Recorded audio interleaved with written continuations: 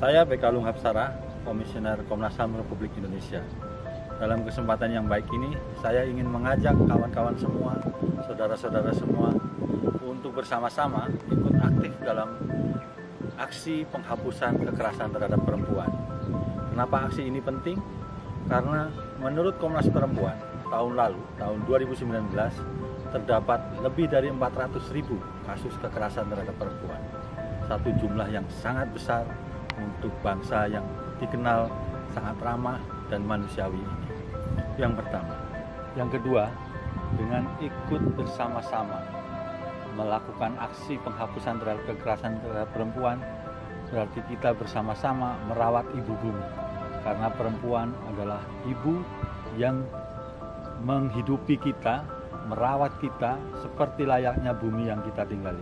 Yang ketiga, dengan bersama-sama melakukan aksi penghapusan kekerasan terhadap perempuan, berarti kita sedang menyiapkan masa depan yang cerah untuk anak-anak kita, untuk saudara-saudara kita, kawan-kawan kita, sehingga mereka bisa merawat bumi dengan lebih baik dan untuk menyiapkan juga tempat yang baik untuk generasi berikutnya. Terima kasih. Assalamualaikum warahmatullahi wabarakatuh. Salam sejahtera untuk kita semua. Teman-temanku sekalian, kita hari ini melihat banyak sekali informasi tentang praktik dari kekerasan utama terhadap perempuan. Kita bisa mendapatkan hal tersebut dari sosial media kita, kanal berita, maupun bahkan sekitar kita.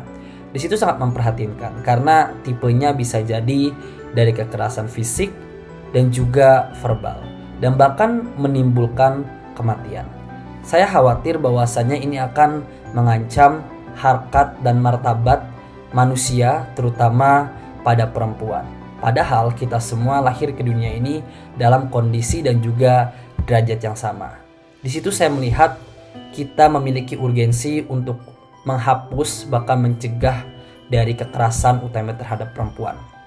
Hari ini Indonesia memiliki salah satu platform solusi untuk mencegah hal itu bisa terjadi dan semakin marak bahkan.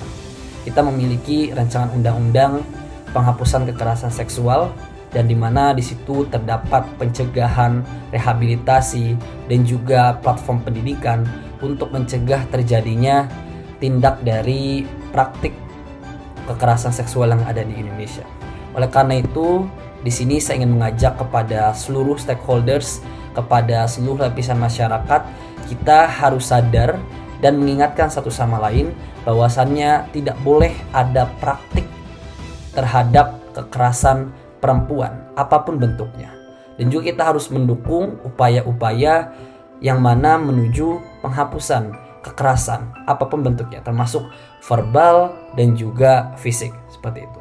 Harapannya kita bisa membangun Indonesia yang lebih aman, masyarakat yang lebih adil, dan juga masyarakat yang lebih menghormati satu sama lain. Sekian dari saya, terima kasih. Wassalamualaikum warahmatullahi wabarakatuh. Yang kita butuhkan saat ini adalah produk-produk hukum atau kebijakan-kebijakan yang responsif terhadap kasus kekerasan seksual, serta kebijakan-kebijakan yang melindungi hak-hak perempuan. 16 hari anti kekerasan terhadap perempuan menjadi momentum penting bagi kita semua untuk menghentikan kekerasan terhadap perempuan. Pun kasus kekerasan seksual di ranah kampus bagaikan fenomena gunung es. Penyangkalan demi nama baik kampus serta korban kekerasan seksual cenderung disalahkan menyebabkan korban enggan berani melapor. Sejatinya, institusi pendidikan adalah tempat untuk tumbuh kembang literasi bagi peserta didik dan pengembangan soft skills. Sudah seharusnya kampus menjadi ruang aman bagi siapa saja. Mari kita ciptakan kampus aman bebas dari kekerasan seksual.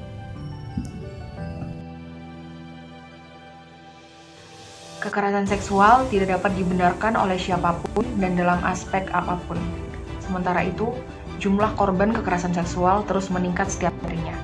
Pada tahun 2019 kemarin, Komnas Perempuan telah mencatat sebanyak 431.471 kasus kekerasan terhadap perempuan, dan itu meningkat selama 12 tahun terakhir sebanyak 8 kali lipat. Dan tanpa adanya payung hukum yang jelas dan memihak korban kekerasan seksual akan semakin tidak berani untuk melaporkan kejadian yang menimpanya.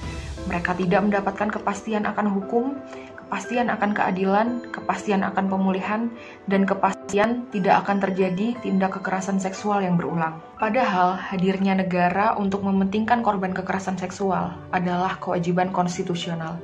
Selain itu, publik masih sering melihat kasus kekerasan seksual dari nilai moral korbannya itu sendiri. Publik masih sering menyalahkan korban, menyalahkan tingkah laku korban, menyalahkan pakaian korban yang dianggap membuka kesempatan untuk terjadinya kasus kekerasan seksual.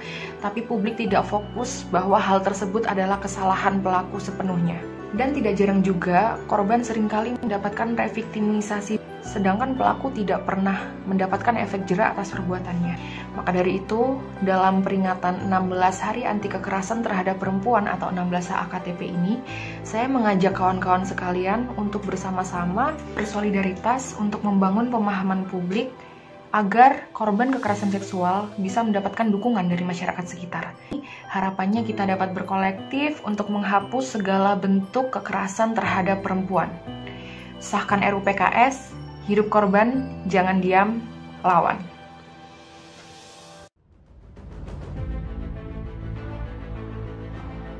Wujudkan hak korban. Kasus kekerasan seksual selalu meningkat setiap tahunnya.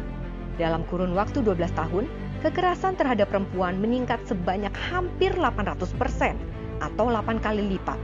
Dengan kasus kekerasan seksual menempati posisi pertama, mulai dari pelecehan,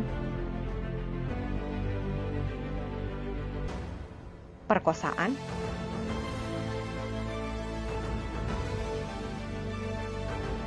hingga eksploitasi seksual. Ironisnya tidak ada jaminan korban mendapatkan keadilan dan pemulihan. Saatnya wujudkan hak korban.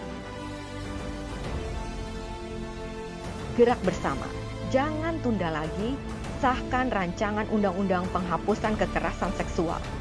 Informasi tentang kekerasan terhadap perempuan, kunjungi www.komnasperempuan.go.id.